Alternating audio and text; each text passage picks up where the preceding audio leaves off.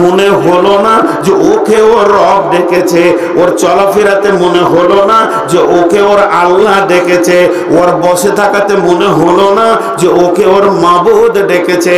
ও ওখানে বসে থাকতে থাকতে নামাজের টাইম চলে গেল, মুসল্লিরা বাড়ি চলে গেল, উঠলো, উঠে নদীতে একবার ডুবে নিল, আর ফরজ গোসলটাও ঠিক জানলো না, শুধু গাটা ঠান্ডা হলেই হবে, ঠান্ডাটা করে নিয়ে গাটাকে মুছে বাড়িতে গিয়ে বলছে বিবিকে দে গে ভাত দে, ভাতটা খেয়ে নিল, লম্বা হয়ে শুয়ে গেল। আবার আসর আজানোর কানে পড়লো, রিপারকিশন হলো না। আসরটা যখন হলো তো লুঙ্গিটা ধরে উঠলো, লুঙ্গিটাকে বেঁধে মুখে একটু পানি নিয়ে এসে চায়ের দোকানে বসলো। ওর চলাতে ফিরাতে উঠাতে বসাতে লেনদেনে ভাষাতে মনে হচ্ছে না এতগুলি আজান ওর দিলকে রিপারকের করেছে, ওর দিলকে ভাইব্রেশন করেছে, ওর দিলকে কাঁপিয়েছে। ওকে আল্লাহর গোলাম বলে মনে হলো না। আল্লাহ বলছে ঠিক আছে, তোর ওষুধ তো কি আমি খাবো, আজকে তোকে আমি ডেকে পেছি না, আজকে তোকে ডেকে আমি আমার কাছে আনতে পারছি না। ওই যে জাহান্নামের গর্তে পড়তে থাকবে, আর ওর বন্ধুকে বলবে আলাম না কুম্মা কুম, ই তখন বলবে কলু বলা, আমি কি তোর সঙ্গে ছিলাম না? ও বলবে হ্যাঁ। এমন সময় মধ্যখানে আল্লাহর সাউন্ডটা এসে হাজির হবে, ওয়া গাররাকুম বিল্লাহিল গারুর, ওরে ধোঁকাবাজে রে, যে খেলটা তুই সীতারামপুর, ইসলামপুর আর কুদলকাটির চায়ের দোকান থেকে আমাকে দেখিয়েছিলি, আজকে ওই খেলটা আমি তোকে কিয়ামতের ময়দানে আরশ থেকে দেখাবো। এবার জাহান্নামীরা জাহান্নামে যাওয়ার পর একটা শব্দ ব্যবহার করবে, আল্লাহ।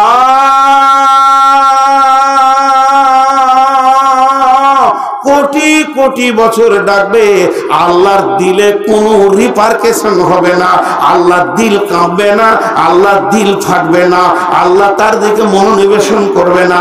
আল্লাহ বলবে তোর ব্যবহার তোকে আমি রিটার্ন করছি।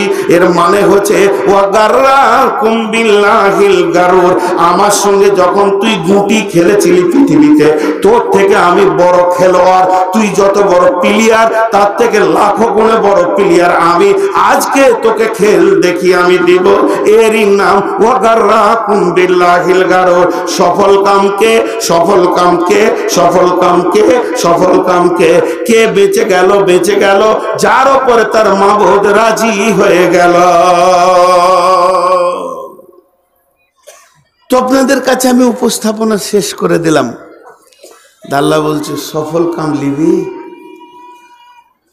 আয় আমি দেব।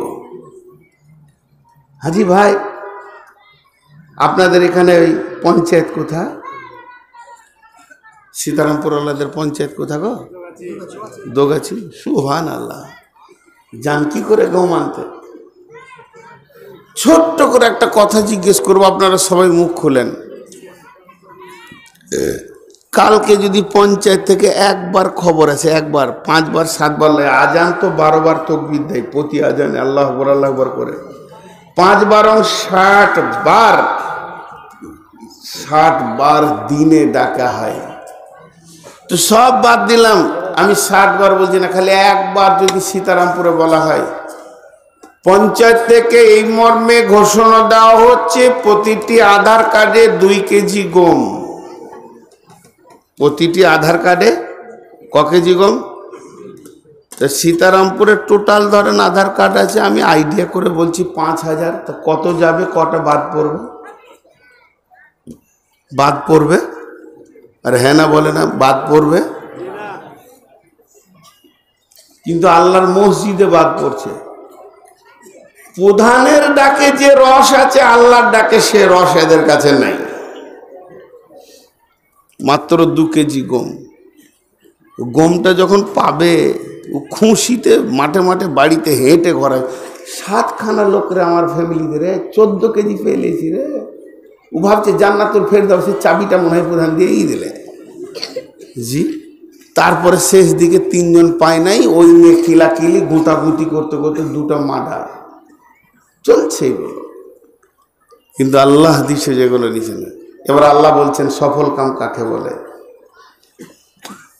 সবাই আমার সঙ্গে আয়াতটা পড়বেন। ইনশাআল্লাহ সবাই পড়বেন, যত মানুষ আছেন গুনগুন গুনগুন করে আমার সঙ্গে আয়াতটা, আর আল্লাহকে খুশি করার জন্য পড়েন। সফল কামের আয়াত দেখাচ্ছি, কামিয়াবির আয়াত দুনিয়া আখিরাতে। আউযু বিল্লাহি মিনাশ শাইতানির রাজীম। বিসমিল্লাহির রহমানির রহিম। আপনারা পড়েছিলেন, আমি একটু শুনি কম তো। দেখেন ভাই, ঠাট্টাই আর কি করছি না, সিধা করে বলে দিছি, দুঃখ করেন না। আমরা কেমন মুসলমান যে আমি আপনাদেরকে একটু কোরআনের আয়াত পড়তে বললাম আমার সঙ্গে, আমি ধীরে ধীরে পড়ব, যার জানা আছে সে পড়েন জোরে, কিন্তু পারছেন না। কেন? কেন? লজ্জা লাগছে, শরম লাগছে। কোরআন পড়ব রে, ছি তাই পড়া যায়? কিন্তু খালি একবার বলে দেওয়া হয়, তৃণমূল কংগ্রেস জিনো অহুত জিনো অহুত জিনো, ও আরো লাফিয়ে কুদে বলবে জিনো অহুত জিনো। ও ভাবছে যে স্বয়ং আল্লাহ মনে হয় রাজি হয়ে যাবে আমার উপরে। জি, বুড়া বুড়া মানুষ, এত সবুজ রং মেখেছে, ও মনে হচ্ছে যে জিবরাইল ফেরেশতাকে দেখছে আর হাসছে কিলকিল করে, জান্নাতি লোক রে। হ্যাঁ, কিন্তু কোরআনের আয়াত পড়তে পারলাম না। আমি আবার বছিয়ে, আর অনেকে বলে আপনার বাংলাদেশে বায়ানগুলো কেন ভালো হয়? বাংলাদেশে বিসমিল্লাহটা আমি পড়লে তো শ্রোতারা সঙ্গে সঙ্গে ধরে লাই। একটা ইউটিউবে দেখাতে পারবেন না যে নূর মোহাম্মদ ওদেরকে বলেছে যে পড়, ধরে নেবে। আমি যে গজলটা বললাম প্রথমে উঠে, বাংলাদেশে বলি না, বললে তো হইচই লেগে যায়, সব শুরু করে দেবে। ওরা বক্তাকে বকাতে জানে। সবাই মহব্বতের সঙ্গে বলি বিসমিল্লাহ, জোরে বলেন বিসমিল্লাহির রহমানির রহিম। আলিফ লাম মিম। যালিকাল কিতাবু লা রাইবা ফীহি হুদাল লিল মুত্তাকিন। একটু জোরে বলেন আল্লাযীনা ইউমিনুনা বিল গায়বি ওয়া ইউকিমুনাস সালাতা ওয়া মিম্মা রাযাকনাহুম ইউনফিকুন। জি, একটু জোরে বলেন ওয়াল্লাযীনা ইউমিনুনা বিমা উনজিলা ইলাইকা ওয়া মা উনজিলা মিন ক্বাবলিকা ওয়া বিল আখিরাতি হুম ইউকিনুন। কটা কথা বললেন আল্লাহ এখানে? ছটা। কটা বললেন? ছটা। আর ঈমান নিয়ে 7টা। যে আল্লাহ শেষকালে কি বলছেন? উলাইকা আলা হুদাম মির রাব্বিহিম ওয়া উলাইকা হুমুল মুফলিহুন। জোরে বলেন উলাইকা আলা হুদাম মির রাব্বিহিম ওয়া উলাইকা হুমুল মুফলিহুন। আল্লাহ বলছে এরাই কামিয়াব। যার ভিতরে 6-7খানা গুণ আছে সে কামিয়াব। এটা আল্লাহ বলেছেন। আমাদেরকে যদি কামিয়াব হতে হয় তো এগুলোকে ভালো করে শুনে আমলের ময়দানে আনতে হবে। জি, এবার চলেন আলিফ লাম মিম। এগুলোকে বাংলাতে বলা হয় কাটা কাটা অক্ষর, হরফে মুকাত্তাআত। ছেদ ছেদ অক্ষর। এ ব্যাপারে কোনো তফসির তর্জমা পৃথিবীর বুকে আসেনি। এমনকি কোরআনের যিনি স্বয়ং মুফাসসির মডেল নবী মুহাম্মদ সাল্লাল্লাহু আলাইহি সাল্লাম, এ ব্যাপারেও কোনো তফসির করেননি। বিশ্বনবী শুধু এতটুকুই বলেছেন, কোরআনে প্রতিটি অক্ষরে একটা করে নেকি রয়েছে, আর প্রতিটি নেকি 10 গুণে গুণান্বিত হয়ে যাবে। তাহলে অক্ষর বলতে আলিফ লাম মিম একটা অক্ষর নয়, বরং আলিফ একটা অক্ষর, লাম একটা অক্ষর, মিম একটা অক্ষর। এর ভিতরে 3খানা অক্ষর লুকানো রয়েছে। যে লোকটা আলিফ লাম মিম বলবে সে কি হবে না, সে 3 10 30টার নেকি পেয়ে যাবে। আল্লাহ তাবারাক ওয়া তাআলা বলছেন আলিফ লাম মিম, এটা কোনো তর্জমা নাই, তফসিরও নাই। এর মানেটা কে জানেন? কে জানেন? আল্লাহ জানেন। এর জন্য আল্লাহ তাবারাক ওয়া তাআলা কোরআনের মধ্যে বলেছেন বিসমিল্লাহির রহমানির রহিম, ওয়া মা উতিতুম মিনাল ইলমি ইল্লা কালিল। এই গোটা কোরআনটা আল্লাহর, তবে এটা ভাবিয়েন না আল্লাহ সমস্ত বুদ্ধিটাই এই কোরআনে আছে। জি না, আল্লাহ সমস্তটা দেননি। আল্লাহ বলেছেন ওয়া মা উতিতুম মিনাল ইলমি ইল্লা কালিল, আমি তোদেরকে যেটা দিয়েছি আমার ইলমের মহাসমুদ্র থেকে 1 ফোঁটা দিয়েছি মাত্র, বাকিটা আমার কাছে আছে।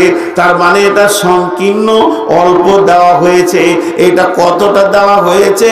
বিসমিল্লাহ দিয়ে শুরু করেন, মিনাল জিন্নাতি ওয়ান নাস, মা বা দিয়ে শুরু হলো আর সিন দিয়ে শেষ হলো। বা সিন যাবার বাস, বাস মানে যথেষ্ট। এটা কার জন্য যথেষ্ট?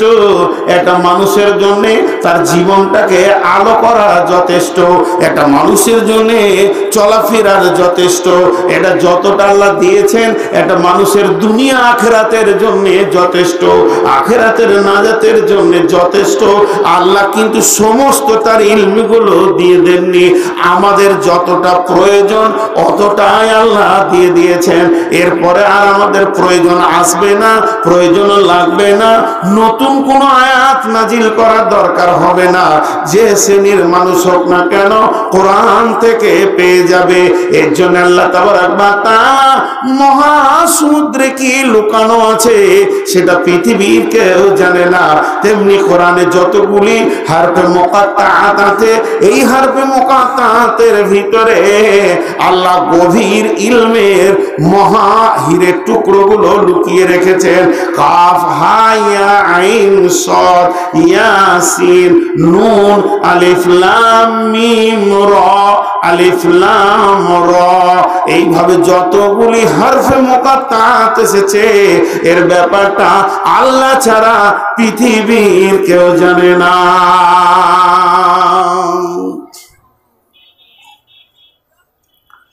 আল্লাহ একটা গ্যারেন্টি দিয়েছেন, এই গ্যারেন্টিতে ধরলে 7টা নাম্বার আসবে।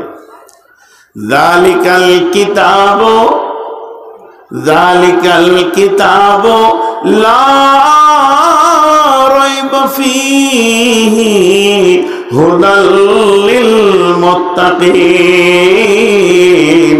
যালিকাল কিতাবু লা রাইবা ফীহি হুদাল লিল মুত্তাকিন। এই কিতাবটার মধ্যে কোনো সন্দেহ নাই, এই কিতাবটার মধ্যে কোনো পরিমাণ কোন রকম সন্দেহের অবকাশ নাই। আপনি আমি এই কিতাবটা সন্দেহ করতে পারি না এমন কিছু এখানে লুকানো নাই, কোনো সন্দেহ নাই। হুদাল লিল মুত্তাকিন, এটা হচ্ছে মুত্তাকিদের জন্য, পরেশগারদের জন্য, ঈমানদারদের জন্য হেদায়েত স্বরূপ পাঠানো হয়েছে। যে ব্যক্তি পরেশগার হবে সে কোরআন থেকে হেদায়েত নেবে, যে ব্যক্তি খোদাভীরু হবে সে কোরআন থেকে হেদায়েত নেবে। আর যে ব্যক্তিটা খোদাভীর হবে না, যার মধ্যে আল্লাহ ভীত নাই, ও কিন্তু কোরআন থেকে হেদায়েত নিতে পারবে না, পারবে না, পারবে না। এর জন্য আল্লাহ তাবারাক ওয়া তাআলা বলছেন, যালিকাল কিতাবু লা রাইবা ফীহি।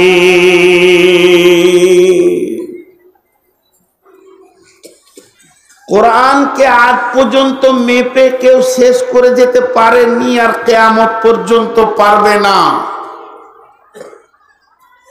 এর মধ্যে কোনো সন্দেহ নাই।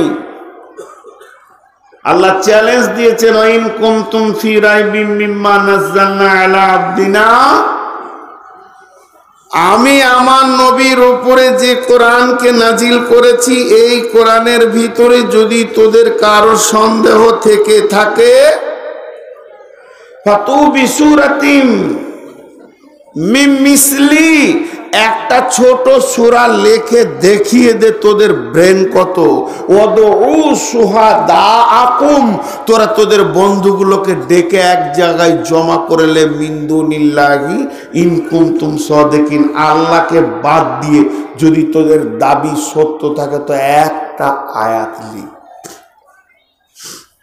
জি, কত রকম কোরআন শরীফ কিনে খেল করছে গো। বলছে 40 পারা, কেউ বলছে 60 পারা, কেউ বলছে 90 পারা, কেউ বলছে 120 পারা। আবে তুই 2000 পারা বল না, তোকে মানা কে করেছে? বলে আমাদের পীর সাহেবের কাছে পারাগুলো লুকানো আছে। ওদের পীর সাহেব যে কত দামি, বাকি পারাগুলো লুকানো আছে। আমাদের এই কেতুগ্রাম, এই বর্ধমানে একটা থানা আছে, ওখানে এক পীর আছে, ও নিজেকে আবার আল্লাহ দাবি করে। সব পীরই আল্লাহ দাবি করে। বাংলাদেশে এমন এমন পীর আছে, যদি আপনি কথা শুনেন তো মাথা খারাপ হয়ে যাবে। একজন বলেছে যে আল্লাহ যখন কোনো সমস্যায় পড়ে তো আমার কাছে সাহায্য চায়। মরলো, গরুটা 1 বছর হলো মরলো। আর একজন বলেছে যে আল্লাহ কখনো কখনো টেনশনে ভুগলে আমার কাছে পরামর্শ নেয়। আর এখন একটা গরু 3 মাস আগে মরেছে, এই কুত্তাটা বলেছে আল্লাহ আমার ব্যাটার পকেটে ঢুকে আছে, যা বলবো তাই হবে। ওদের সাহস প্রচুর, এর ধরনের কথা বলে। জি, তো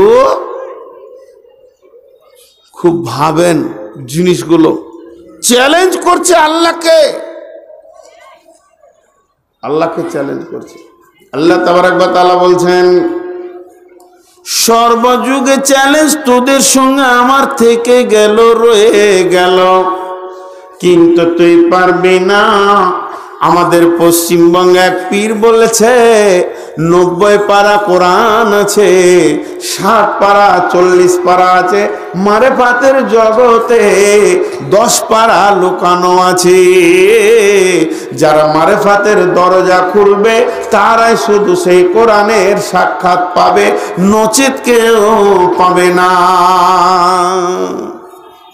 একটা কারি সাহেব বলছিলেন যে ওই পীরকে ডেকে বলা হলো, তো সেই 90 পারা থেকে একটা আয়াত বলতো, 30 পারা বাদ দিয়ে বাকি 40 পারাই ধরলাম, 10 পারা বেশি, তো একটা আয়াত বল।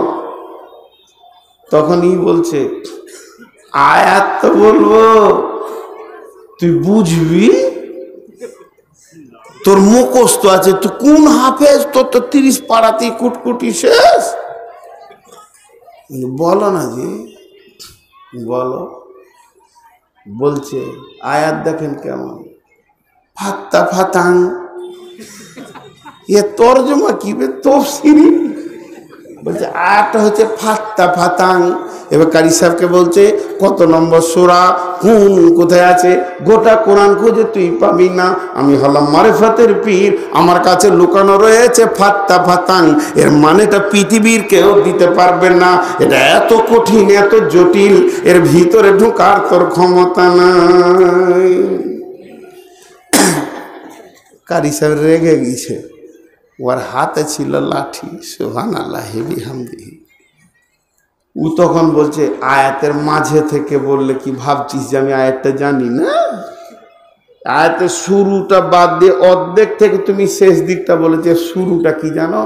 লাঠিটা করার পাছায় দুটা লাঠি দিয়ে বলছে আগে আছে গুপ্তা গুতান, তারপরে রে সালা ফাত্তা ফাতান। এবার তোকে সুরার নাম বলবো, বলছে আর বলতে হবে না, দুই লাঠিতেও বুঝে নিয়েছে। জি, আবে থাপ্তাপ ফাবে থাপ্তাপ, আবে গায়েব ফাবে গায়েব। দেখেন তর্জমা তফসির দেখেন 40 পারার আয়াত। ভাইরা আমার, তো আমার আল্লাহ বলছেন যালিকাল কিতাবু, যালিকাল কিতাবু লা রাইবা ফীহি হুদাল লিল মুত্তাকিন। এই কিতাবটার মধ্যে কোনো সন্দেহ নাই।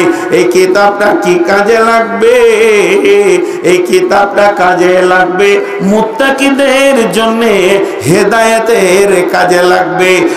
আখ বা কুসর নামে একটা বস্তু আছে, যার দাঁত আছে সে মধুর মিষ্টি পাবে, আর যে লোকটার দাঁত নাই সে কুসর থেকে কিছুই নিতে পারবে না, পারবে না। এক নম্বর হলো কুসরের মধু মিষ্টিটা যদি মুখে নিতে হয় তার দাঁত থাকা শর্ত আছে, তেমনি কোরআনের ভিতরে মধু অমৃত লুকানো আছে। কাউকে যদি নিতে হয় তো আল্লাহর ভয়ের শর্ত আছে, যে দিলটাতে, যে হৃদয়টাতে, যে বুকের ভিতরে, যে ব্রেনের ভিতরে, যে দেহের ভিতরে আল্লাহর ভয় আছে, ওই লোকটার হাতে কোরআন তুলে দাও। ও কোরআনের প্রতিটি আয়াতে আয়াতে, কোরআনের প্রতিটি শব্দে শব্দে, কোরআনের প্রতিটি সূরাতে সূরাতে, কোরআনের প্রতিটি পারাতে পারাতে, কোরআনের প্রতিটি পাতায় পাতায়, কোরআনের প্রতিটি অক্ষরে অক্ষরে, কোরআনের প্রতিটি জের জবারে সে আপনার মধুর রস নিতে পারবে, হেদায়েতের নূর খুলে নিতে পারবে। আর যে লোকটা দিলে আল্লাহর ভয় নাই, যে আল্লাহকে ভয় করে না, যার হৃদয় আল্লাহর ভয়ে কাঁপে না, যার হৃদয় আল্লাহকে ভয় করে না, ওই লোকটা যদি গোটা কোরআনটাকে ইয়াদ করে নেয়, মুখস্থ করে নেয়, তথাপি সে কোরআনের আসল স্বাদ গ্রহণ করতে পারবে না, পারবে না, পারবে না, পারবে না। তাই আল্লাহ তাবারাক ওয়া তাআলা বলছেন যালিকাল কিতাবু লা রাইবা ফীহি, এই কিতাবটার মধ্যে কোনো সন্দেহ নাই, হুদাল লিল মুত্তাকিন। আর এই আয়াতটাকে যদি একবার নেগেটিভ তরজমা করা হয়, এই আয়াতটাকে যদি বেঈমানদের জন্য তরজমা করা হয়, তো এই আয়াতের নেগেটিভ তরজমা হচ্ছে এটাই, গোটা কোরআনটা সন্দেহ আছে, কোনো ঠিক কথা একটাও নাই। কারণ যে ব্যক্তি বেঈমান হবে তার জন্যে।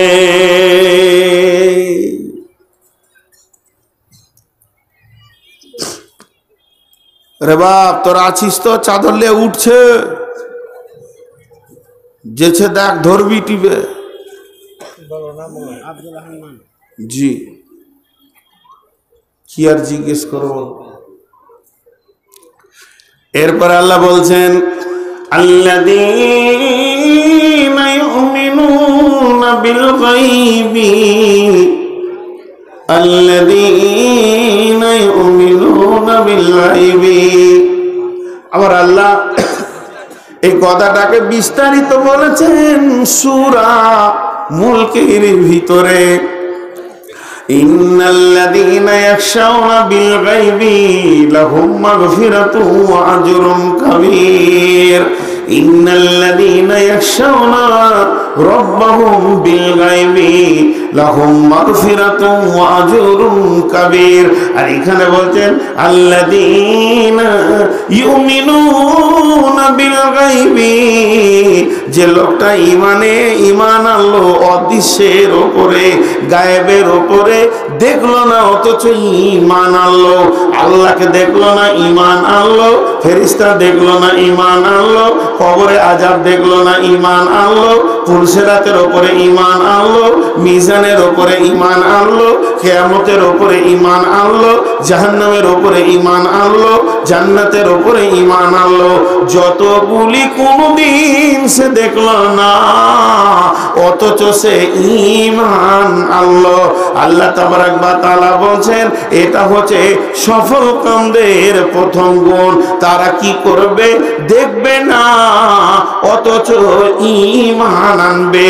আর ঈমান আনার পরে পরে তারা দুটি আমল করবে, আল্লাযীনা ইউমিনুনা বিল গায়বি ওয়া ইউকিমুনাস সালাতা, তারা নামাজকে কায়েম করবে, ওয়া মিম্মা রাযাকনাহুম ইউনফিকুন, সে কি করবে নিজের রুজি থেকে আল্লাহর রাস্তায় দান করবে।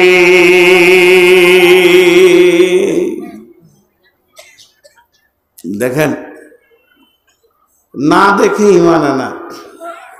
আপনাদেরকে একবার মুখ খুলতে বলছি, আল্লাহর জন্য বলছি, আমার জন্য নই। আল্লাহর জন্য মুখ খুললে আল্লাহ খুশি হবেন। আল্লাহ আছে না নেই? জাহান্নাম আছে না নেই? জান্নাত, পুলসিরাত, কিয়ামত, বাস এটাই হলো ঈমান। এই ঈমান যারা আনবে তাদের দুটি গুণ হবে। পাম্প মেশিন স্টার্ট হয়ে গেলে দুটি গুণ হবে, ধোঁয়া বের হবে আর কাঁপবে। ঈমানদারের দুটি গুণ হবে, নামাজ পড়বে, দান করবে। নামাজ পড়বে, দান করবে। আল্লাযীনা ইউমিনুনা বিল গায়বি, যে লোকটি অদৃশ্যের উপরে ঈমান আনলো, আল্লাহকে দেখলো না ঈমান আনলো, ফেরেশতা দেখলো না ঈমান আনলো, কবরে আযাব দেখলো না ঈমান আনলো, জাহান্নাম দেখলো না ঈমান আনলো, জান্নাত দেখলো না ঈমান আনলো। বন্ধুরা আমার, আগেকার নবীজির জামানাতে সাহাবীদের ভিতরে ঈমানের আলোচনা ছিল, তাদের ভিতরে ঈমানের পর্যালোচনা চলতো, এর জন্য তাদের দিলে ঈমান বেশি বসেছে। একদিন বিশ্ব নবী মদিনার দিকে হেঁটে, মদিনার ভিতরে হেঁটে যাচ্ছেন, আর এমন সময় এক মুনাফিক একটা ঘোড়াকে বিক্রি করার জন্য মদিনার হাটের দিকে যাচ্ছেন। আর বিশ্ব নবীর সঙ্গে যখন দেখা হয়ে গেল, নবীজি বললেন তুমি কি ঘোড়াটা বিক্রি করবে? সে বলল হ্যাঁ বিক্রি করব। নবীজি ওর সঙ্গে একটা দাম সিলেক্ট করে নিল।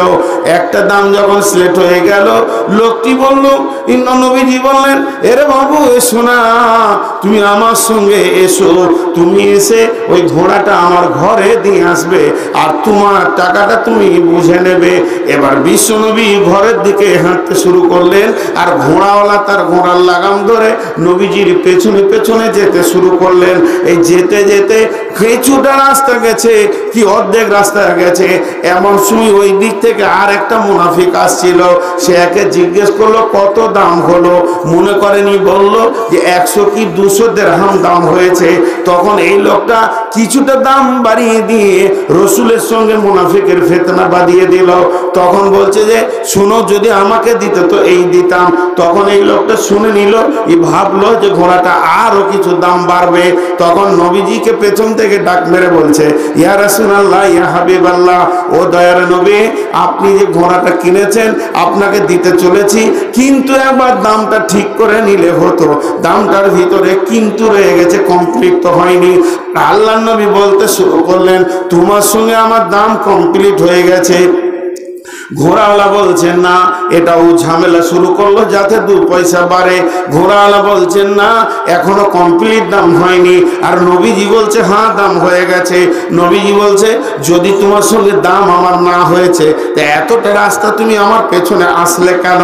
বলে না, কথাগুলো বাদ দেন, আপনি একবার দামটা সিলেক্ট করে নেন। আপনার আমার মনে মনে একটা কথা হবে যে বিশ্বনবী অত জিদ করতে গেল কেন? ছেড়ে দিতে হতো, লিব না তার ঘোড়া। তাই যদি হতো তো ইতিহাসের পাতাতে লোক বলতো নবী মুহাম্মদ সাল্লাল্লাহু আলাইহি ওয়াসাল্লাম মিথ্যা কথা বলে। নবীজি নিজের কথার উপরে টিকে থাকার একটাই কারণ, তুই ঘোড়া দে আর না দে, তুই শেষ পর্যন্ত বল যে আমি দিব না, তো তোকে স্বীকার করতে হবে যে দাম হয়ে গেছে। আমি মিথ্যা নবী নই, আমার গায়ে মিথ্যা দাগটা লাগাবো না, এর উপরে জিদ আছে। ঘোড়াওয়ালা রসুলের সঙ্গে কথা বলতে বলতে এক সময় বলে ফেললে কি, আপনার কোনো সাক্ষী আছে যে দাম হয়ে গিয়েছে? যেই এই কথাটা বলে দিয়েছে, আর ওই কথাটা বলার 2-5 সেকেন্ড কি 10 সেকেন্ড আগে একটা সাহাবী এসেছে যে রসুলের সঙ্গে ঘোড়াওয়ালার এত কথা হচ্ছে কেন, এসে শুনছে। নবীজি বলছে হ্যাঁ দাম হয়ে গেছে, বলছে না হয়নি, হ্যাঁ হয়ে গেছে, না হয়নি, হ্যাঁ হয়ে গেছে, না হয়নি। তাহলে বলছে আপনার কোনো সাক্ষী আছে? তখন ওই সাহাবীটা বলছে আল্লাহর কসম দিয়ে বলছে আমি সাক্ষী আছি, দাম হয়ে গেছে। ঘোড়া দিতেও বাধ্য হলো, টাকা নিয়ে চলে গেল। বিশ্বনবী সাহাবীটাকে বলছেন হ্যাঁ গো, ওর সঙ্গে যখন দাম হয় তখন তুমি ছিলে না, ওর সঙ্গে দামের কমপ্লিট হয় তখন তুমি ছিলে না, এতটা রাস্তাও আমাকে ঘোড়াটা দেওয়ার জন্য বাড়ি দিকে এসেছে তখনও তুমি ছিলে না, ওর সঙ্গে যখন বাগবিতণ্ডাটা শুরু হয় তখনও তুমি ছিলে না, বাগবিতণ্ডাটা যখন উচ্চ পর্যায়ে চলে গেছে তখন তুমি এলে। আর ও বলে দিল তোমার কোনো সাক্ষী আছে কি, আর তুমি তো বলে দিলে আমি আল্লাহর কসম বলছি ঘোড়া দাম হয়ে গেছে, তাহলে তুমি কেমন করে সাক্ষী দিলে? এই সাহাবীটা বলতেন ইয়া রাসূলুল্লাহ, আল্লাহ আছে এ কথা আমি জানি না, জাহান্নাম আছে এটা আমি জানি না, জান্নাত আছে এটা আমি কোনোদিন বুঝি না, কিন্তু আপনার জীবটাকে অতটাই বিশ্বাস করি। আপনি একজন সত্য নবী হিসেবে পৃথিবীতে এসেছেন, আপনি বলেছেন ফেরেশতা আছে তাই ভয় করি, গুনাহ করি না, আপনি বলেছেন আল্লাহ আছে তাই রাত্রিতে উঠে হু হু করে আল্লাহর কাছে কাঁদি, আপনি বলেছেন জাহান্নাম আছে তাই জাহান্নামের ভয়ে কাঁদি, আপনি বলেছেন জান্নাত আছে তাই জান্নাতের আশা করি। যতগুলি আপনি বলেছেন আপনার জীবের উপরে বিশ্বাস করে আমি ইমানের এরকম একটা স্তরে স্ট্যান্ডে দাঁড়িয়ে আছি, আর আপনি এতক্ষণ থেকে বলছেন যে ঘোড়াটার দাম হয়ে গেছে, এটাই খালি মিথ্যা হবে, এটা কোনোদিন হতে পারে না। তাহলে যার জবানের উপরে এতগুলি বিশ্বাস রেখেছি ওই লোকটা মিথ্যা বলবে? হতে পারে না, হতে পারে না। যেদিন আপনাকে সত্য নবী বলে সাক্ষী দিয়ে দিয়েছি সেই দিন বুঝে নিয়েছি আপনার জবানের সমস্ত বাক্যগুলি সত্য। আর আপনি আমার সামনে কম করে কয়েকবার বললেন দাম হয়ে গেছে, দাম হয়ে গেছে, আর ওই জীবে বলেছে আল্লাহ আছে, আল্লাহ আছে। আমি আল্লাহর ভয়ে যখন কাঁদি তাহলে এটাও ঠিক আছে যে দাম হয়ে গেছে।